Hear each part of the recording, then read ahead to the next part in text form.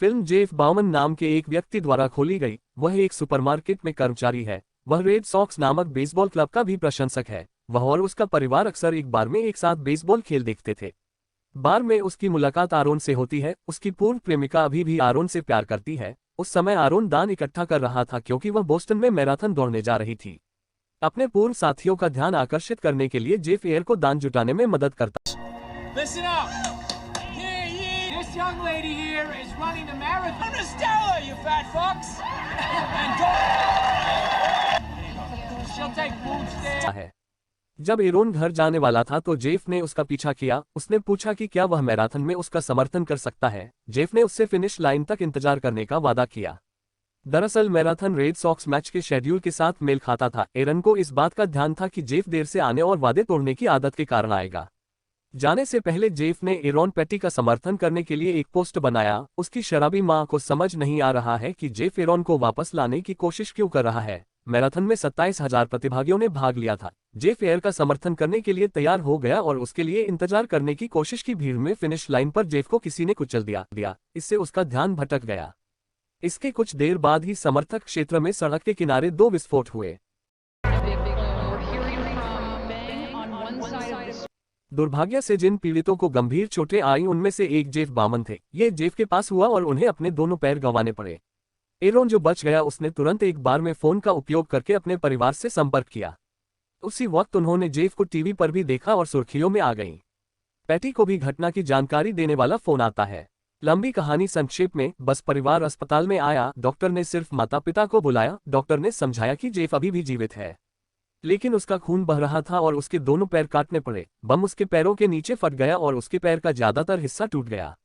आरोन घबराई हुई अस्पताल आई। वो सही हालत देखना चाहती थी। डॉक्टर पैटी को देखने के बाद जब उसने अपने बेटे की हालत देखी तो वह रो रही थी और उसे विश्वास नहीं हो रहा था कि उसके बेटे के साथ क्या हुआ है। घटना की खबर हर जगह प्रसारित हुई। खबरों के मुताबिक बम में बारूद था। नुकसान को बढ़ाने के लिए इसे किलो, गोलियों और लोहे के गोलों से भरे बर्तन में डाला गया था। चार्ली अभी मैनेजर अस्पताल आया था, लेकिन जेफ के पिता ने सोचा कि वह एक रिपोर्टर है जो चार्ली का साक्षात्कार लेना चाहता है और उन्हें ये बताने आया था कि जेफ अभी भी उनके साथ काम करेगा और वह पूरे अस्पताल के बिल को कवर करने के लिए बीमा दस्तावेज भी प्रदान करेगा। जब बिग डील ने जेफ की देखभाल की तो आखिरकार जेफ जागे तो बिग डी ने जेफ को बताया कि उन्होंने अपना पैर खो दिया है। तब बड़ा एहसास हुआ कि जेफ को कुछ कहना था। उसने पेन में से एक कागज निकाला। पहले जेफ ने पूछा कि क्या एरोन ठीक है। बाद में उसने बताया कि उसने बड़े हमलावर को देखा था। उसने तुरंत अपने चाचा को जगाया और FBI को बुलाया। इस बीच पैटी और आरोन सहित अन्य लोग जेफ से मिले। ऐसी स्थितियों में भी वह अपनी पूर्व प्रेमिका की परवाह करता है और उससे प्यार करता है।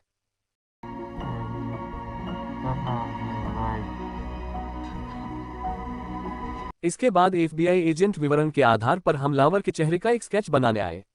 कुछ दिनों बाद खबर आई कि बम विस्फोट के 2 अपराधी थे। उनके भाई बहनों में से बड़े भाई को पुलिस ने गोली मार दी। इसलिए जेफ के परिवार को यह खबर सुनकर संतुष्टि हुई कि इस बीच पैटी और एरन्स के बीच संबंध इतने अच्छे नहीं लग रहे हैं। पैटी खुलेआम दिखाती है कि उसे आरोन पसंद नहीं है। दूसरी ओर एरोन जेफ के साथ जो हुआ उससे बहुत दुखी है। उसे नहीं पता था कि क्या करना है। वह अभी भी अपने भाग्य से निराश थी। जब वह अभी भी जेफ के साथ डेटिंग कर रही थी तो उसे जेफ के देर से आने या बिल्कुल न आने की आदत हो गई थी, क्योंकि वह घर पर रहना या बेसबॉल खेल देखना पसंद करता था। लेकिन उसी समय वह आ गया, ठीक समय पर, और दुर्भाग्य उस पर टूट पड़ा। दिन बदलते रहे। बस अखबार के पहले पन्ने पर फोटो छपी और लिखा था कि जेफ। उसने संदिग्धों की पहचान की और FBI को इसकी सूचना दी। मैं उस समय एक स्थानीय नायक बन गया था। दूसरा संदिग्ध अंततः पकड़ा गया था। इस बीच जेफ अभी भी अपने पैर में दर्द से जूझ रहा है, खासकर जब नर्सों ने उसकी पट्टी बदल दी। सौभाग्य से हारून हमेशा जेफ के साथ वहां रहता है। कठिन समय में जेफ ने कहा कि एरन को वह पोस्टर देखना चाहिए जो उसने रात्रिभोज के लिए बनाया था। या ये सुनकर हारून फूट फूट कर रोने लगा और उसने इस त्रासदी के लिए माफी मांगी। So sorry. 6 हफ्ते बाद जेफ को अस्पताल से छुट्टी दे दी गई। सड़क पर भी हमलावर को पकड़ने में FBI और पुलिस की सफलतापूर्वक मदद करने के लिए उन्हें एक नायक के रूप में स्वागत किया गया, जबकि समुदाय ने जेफ का समर्थन करने के लिए उनका स्वागत किया। बोस्टन स्ट्रॉन्ग, बाउमन स्ट्रॉन्ग, जो एक बड़े बैनर पर लिखा हुआ था। घर पर जेफ का उसके परिवार ने स्वागत किया और करीबी दोस्त के रूप में उन्होंने जेफ को बताया कि अब वह शक्ति का प्रतीक है और दुनिया का ध्यान आकर्षित कर रहा है। घर भी जेफ पैटी को दिए गए पैकेजों से भरा हुआ था। लोगों को पार्टी करने और बियर पीने के लिए आमंत्रित किया जैसे कि उसने ऐसा किया हो। जेफ ने इसकी बिल्कुल भी परवाह नहीं की और एरॉन से उसे बाथरूम जाने में मदद करने के लिए कहा क्योंकि अस्पताल में भर्ती होने के बाद से उसने खुद को साफ कर लिया है। जेफ अभी भी अपने साथ हुई हर चीज पर कार्रवाई कर रहा था।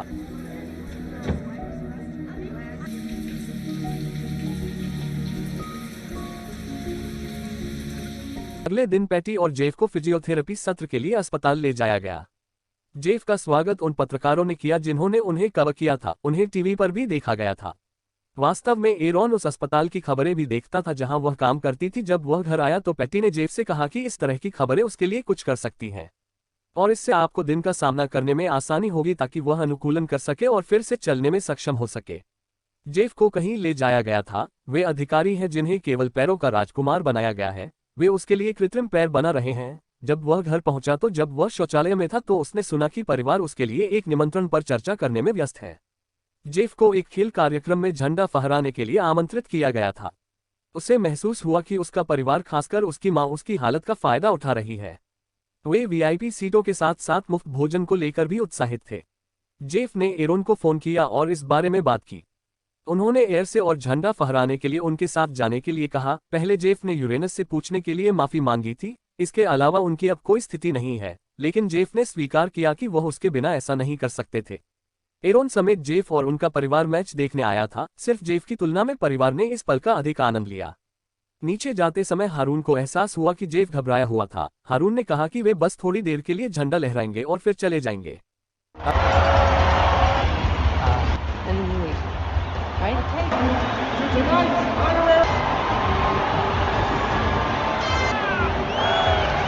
अखाड़े में लोगों के समर्थन की चीख पुकार मच गई, लेकिन जेफ को जो महसूस हुआ वह एक आघात था। उसे अभी भी लोगों की चीखें याद हैं जब बमबारी की त्रासदी हुई थी। लिफ्ट में जब किसी और ने उसे नहीं देखा, लेकिन आरोन जेफ ने अपनी भावनाएं व्यक्त की।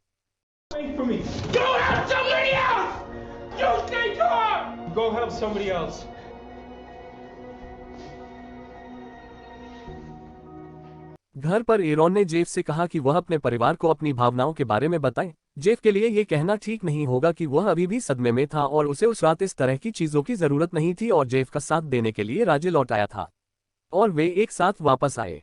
कुछ हफ्ते बाद कृत्रिम पैर का काम पूरा हो गया था। उसे इस्तेमाल करने से पहले उसे मुख्य मांसपेशियों पर काम करना था ताकि उसे खड़े होने और अपना संतुलन वापस पाने में मदद मिल सके। जेफ ने एरॉन को अपने स्थान पर जाने के लिए आमंत्रित किया। एरॉन भी सहमत था कि वह थेरेपी के लिए हमेशा जेफ के साथ रहना चाहती थी। एक दिन सिर्फ परिवार एक छोटी सी पार्टी कर रहा था। उस समय एरॉन ने कहा कि वह सिर्फ अपार्टमेंट में चली जाएगी। ये सुनकर पैटी नाराज हो गई।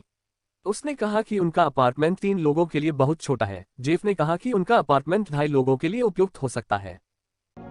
Yeah, well, technically it's only like 2.5. Patty, you give everyone the big news? तब पैटी ने एक बड़ी खबर की घोषणा की। उन्होंने कहा कि ओपरा विन्फ्रे जेफ का साक्षात्कार लेने आएंगी। इस खबर का परिवार के अन्य सदस्यों ने खुशी के साथ स्वागत किया। वे अब भी सोचते हैं कि यह एक अच्छी बात है क्योंकि वे मशहूर हस्तियों से मिल सकते हैं और आजकल जेफ एक ऐसे व्यक्ति हैं जो हर जगह प्रसिद्ध हैं। दुनिया। जेफ ने यह नहीं बताया कि वह क्या चाहता है, लेकिन एरॉन ने तुरंत पैटी से कहा कि जेफ फिर कभी ऐसा नहीं करेगा। वह भारी दबाव के कारण सार्वजनिक रूप से सामने नहीं आना चाहता और यह मनोविज्ञान के लिए अच्छा नहीं है। आजकल लोग जेफ के पास सिर्फ सवाल पूछने और कुछ चाहने के लिए आते हैं। पैटी को इसकी परवाह नहीं थी और उसने कहा कि उसने जेफ से बात करने के लिए कहा है। जेफ को अपनी मां से निराशा हुई क्योंकि उन्होंने पहले कभी उसकी मंजूरी नहीं मांगी, लेकिन छोटे मोटे कारण है कि वह सिर्फ लोगों को दिखाना चाहती है उसका बेटा कितना अद्भुत है। लेकिन अपनी मां की भावनाओं को ठेस पहुंचाए बिना जेफ ने माफी मांगी और दोबारा सामने आने से इनकार कर दिया। सार्वजनिक दूसरे दिन हारून और पैटी जेफ को थेरेपी के लिए ले जाते हैं।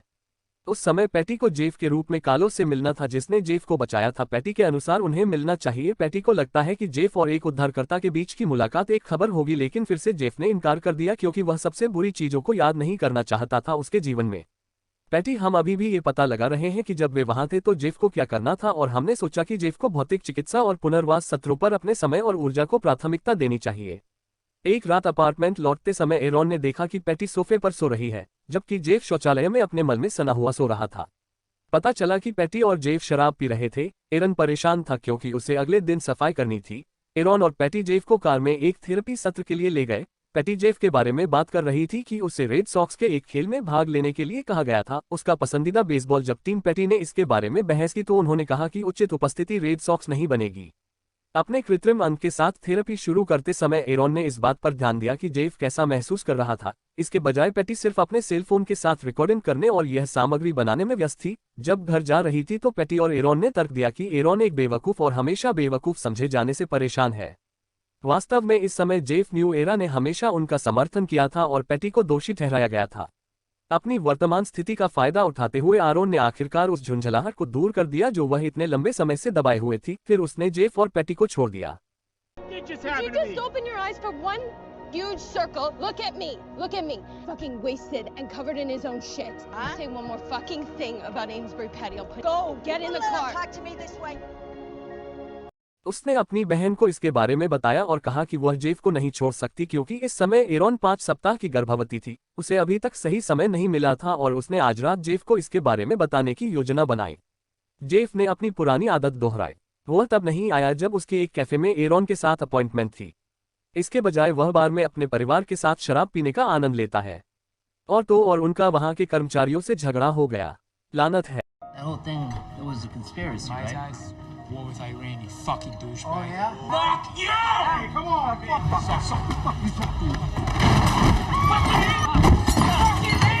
है। आखिरकार एरॉन ने जेफ को कार में उठाया। एरॉन ने जेफ को बताया कि वह गर्भवती है, लेकिन प्रतिक्रियाकारियों की अपेक्षाओं से मेल नहीं खाती।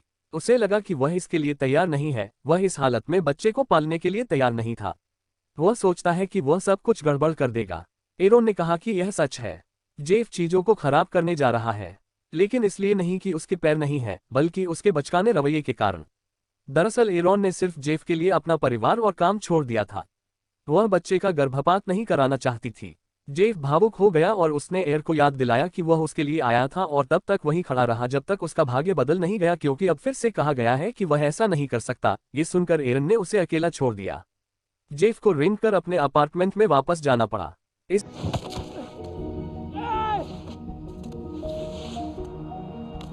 your own fucking business! Hey! Please, please. Beach Aaron अपने घर वापस जाने के लिए अपना सामान पैक कर ले। जेफ कोई बेवकूफ नहीं था, लेकिन शायद यह उसके लिए बहुत जल्दी है। इस भयानक त्रासदी के बाद से अस्थिर मनोवैज्ञानिक स्थितियां हैं। एक दिन जेफ की मुलाकात कार्लोस से होती है जिसने उसे बचाया था। जेफ हमेशा उससे मिलने से बचता था। कार्लोस न तो मैराथन धावक है और न ही समर्थक। वह एक पिता है जिसने अपने 2 बच्चों को खो दिया है। उसका पहला बेटा वह एक सैनिक था जो युद्ध के मैदान में मर गया। उसने कहा कि जब आत्मा एयज अपने बेटे को घर ले आए, कार्लोस निराश थे और खुद को जलाना चाहते थे, लेकिन एक सैनिक ने उन्हें उस मूर्खता से बचा लिया और आखिरकार वह अपने बेटे के अंतिम संस्कार में शामिल हुए, जबकि उनके दूसरे बेटे ने आत्महत्या कर ली क्योंकि उसने अपने भाई को खो दिया था और वह अपने पिता को इस तरह देखना बर्दाश्त नहीं कर सका।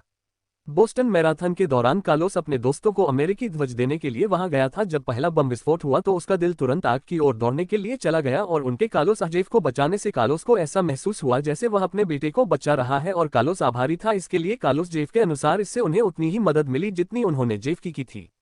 इसके लिए कार्लोस जेफ सोचते हैं उस भावनात्मक बातचीत के कारण Help me as much as I help you, and I came here to say thank you.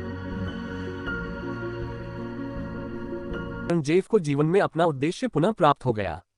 उसके बाद से उन्होंने पैटी और आरोन के बिना अकेले भौतिक चिकित्सा सत्र में भाग लेने की कोशिश की। जेफ ने न केवल अपने लिए बल्कि अपने होने वाले बच्चे एरॉन के लिए भी कोशिश की। जेफ ने एरॉन के लिए एक संदेश छोड़ा जिसके लिए उसने माफी मांगी। ये बचकाना व्यवहार था। उसने ये भी कहा कि वह फिर से उठने की कोशिश करेगा ताकि वह दुनिया में दूसरों को दिखा सके कि वह ठीक है। एक और दिन कार्लोस बेसबॉल खेल में जेफ के साथ दिखाई देता है। I'm Jackie. How are you, Jackie? Jeff? All right, so we're gonna walk you out, right? All right, let's go. Jeff वहां मैच की शुरुआत करने आए हैं, जिसके बाद उनकी पसंदीदा टीम रेड सॉक्स आएगी। जेफ का वहां मौजूद हजारों प्रशंसकों ने गर्मजोशी से स्वागत किया। जेफ बहुत अच्छे लग रहे थे और घर से एरॉन देख सकते थे कि बदलाव हुआ है और Jeff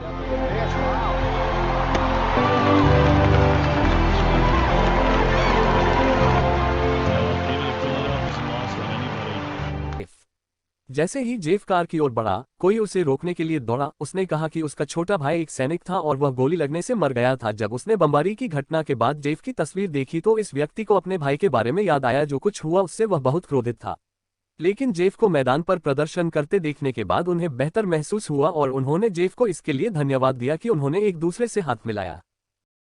want to shake my hand? Yeah. Okay, right? So you're gonna be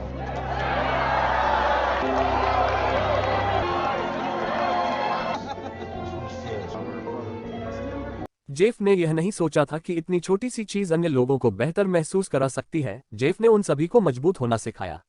एक और दिन पैटी को उस स्थिति से निपटना पड़ा जब जेफ ने बताया कि एरिन गर्भवती थी। पैटी ने शराब पीने की आदतें बदलना शुरू कर दी। उस दोपहर अकेले ही अपने कृत्रिम पैर के साथ चलने के लिए संघर्ष करना पड़ा।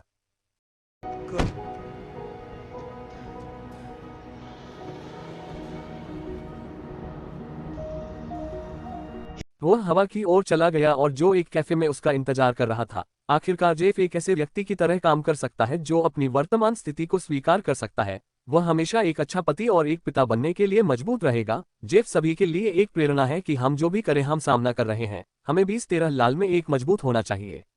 सॉक्स ने विश्व चैंपियनशिप जीती और जेफ ने 24 जुलाई को इसमें भाग लिया। उनकी बेटी नोरा गेल बामन का जन्म 16 साल की उम्र में हुआ। त्रासदी के 3 साल बाद एरोन एक मैराथन दौड़ में फिनिश लाइन पार करने में कामयाब रहा और जेफ ने फिनिश लाइन तक इंतजार करने का अपना वादा पूरा किया। हम जिस भी समस्या का सामना करें, याद रखें कि हम मजबूत हैं और हम महान हैं। हम इन सब से निपट सकते हैं।